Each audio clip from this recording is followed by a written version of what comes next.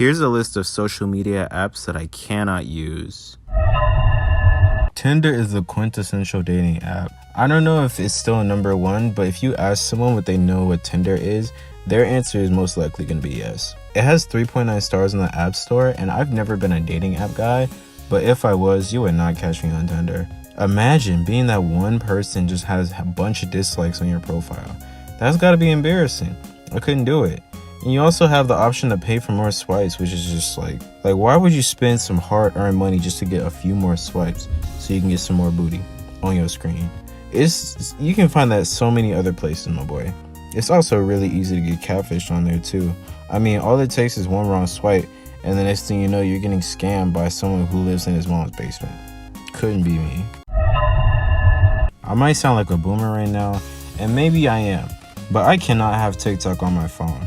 I had it for a little bit, but I ended up deleting it yesterday because I just barely ever used it personally. Like, the only time I would open TikTok was to look at videos that other people sent me, and I can just do that on my computer if I want to look at it.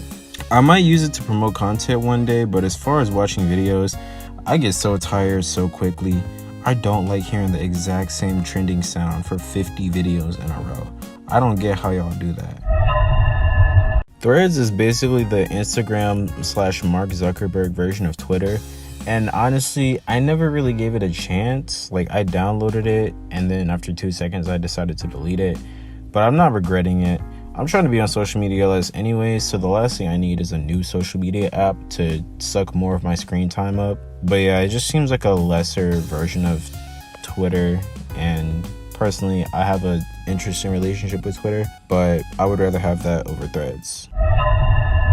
Bumble is another dating app, and for what it's worth, the presentation here is better than whatever Tinder has going on. I like the idea of it if it wasn't a dating app.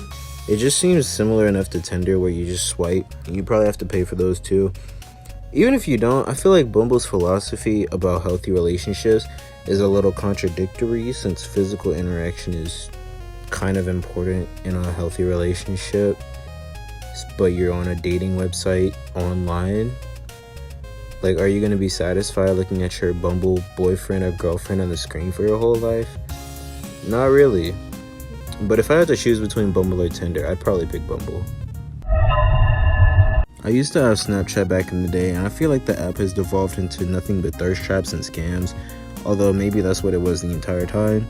I swear one time I got randomly messaged out of the blue, bro, I don't want to see this. I didn't sign up for this. This will sound crazy, but unless you have a group of friends that you can regularly use Snapchat with, I feel like it's not very useful or helpful. The format is different from typical social media, so I guess it's unique, but I don't really see the appeal of sneaking. I don't really see the appeal of seeking out strangers on Snapchat. It just gives me dating app vibes, and I'm not really a fan. And the fact that there's no posting but only stories is kind of what kills it for me. I feel like the best thing Snapchat did for the culture was the stories so that Instagram could steal them. I don't know if this counts, but I don't care. If YouTube can be a form of social media, then you can let me cook for a second. Not only is YouTube Music just a worse version of any other music service app you can think of, but there's already alternatives that exist that are leagues ahead of it. The fact that you can't close the app and play music at the same time without premium is just a crime against humanity. Like, even Spotify Premium will let you leave the app and listen to music.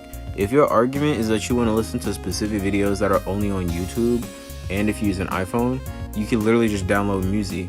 If you're on Android, I'm pretty sure you can download Spotify Cracked APK, or you can just download whatever video it is that you want to listen to. YouTube Music is just inferior in every way possible, and it just annoys me purely because of how bad it is. Like, there's no reason for YouTube Music to be as bad as it is, other than the fact that YouTube wants to sell premium memberships.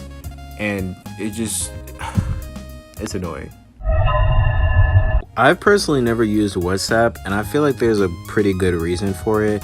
I mean, I didn't even know what the purpose was of the app, but after a little bit of research, aka one Google search, it seems to be a texting app that lets you bypass international texting fees. Considering I don't talk to people internationally for the most part, I guess it makes sense why I've never used it. I don't really have anything against it. It's kind of just there. Like, If I was to talk to someone that's across the world, I would probably just use Discord or Instagram or something. I don't need a whole separate number on WhatsApp. So, yeah. Tumblr is a blogging and networking site that I haven't heard a lot of good things about.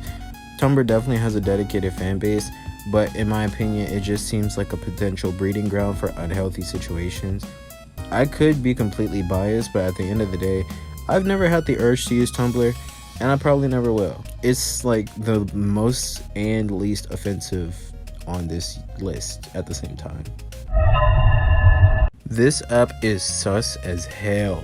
On the surface, it seems like an innocent video chat app, but first of all, video chatting in itself is kind of sus, so having an app built around that where anyone can access it is kind of a crazy concept. I know there's plenty of people who have seen some things, had some horror stories on this app, and there's always going to be a bunch of basement dwellers just sitting in their chairs waiting to come across some young girl that they can throw their money at, which if that's how you get your bag, I respect it. Me personally, I cannot do that. I wish I could, low-key. But anyways, the random Omegle videos on YouTube can be funny, but they can also get pretty dark at some times. So overall, it's a pretty questionable app. The last app on this list is an app that I completely forgot about its existence. Be Real was all the rage for a couple months, like, I don't even remember how long ago it was, like a year and a half. It was all the rage for a few months, but I haven't heard from it in forever. It was quite literally a flash in the pan that disappeared just as fast as it showed up. It was cool for what it was at the moment, but I'm really not surprised that it died out. I mean, people eventually had to start living their lives instead of living through the app. And for me personally, I just got burned out from it really quick.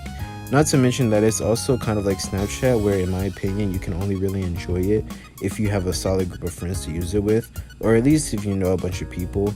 Anyways, I feel like if it had more unique features, it would have had a longer shelf life, and that overall, maybe it has some of those things now, but it's too little too late. I will not be returning to the app.